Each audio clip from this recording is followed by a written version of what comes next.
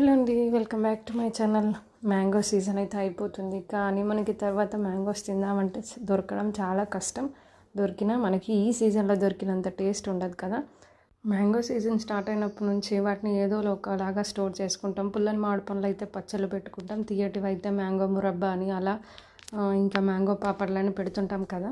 Season అయ్యాక కూడా mango తినాలని అనిపించే వాళ్ళ కోసమే ఈ చిట్కా. ఫస్ట్ నేను చూపించినట్టుగా మామిడికాయలు పీల్ చేసేసి వాటిని సన్నగా కట్ చేసుకోవాలి. ఇలా కట్ చేసుకున్న తర్వాత వాటికి సరిపడేంత ఉప్పు, కొంచెం పసుపు కూడా కలిపి ఒక ఎయిర్ టైట్ కంటైనర్లో స్టోర్ చేసుకోవాలండి.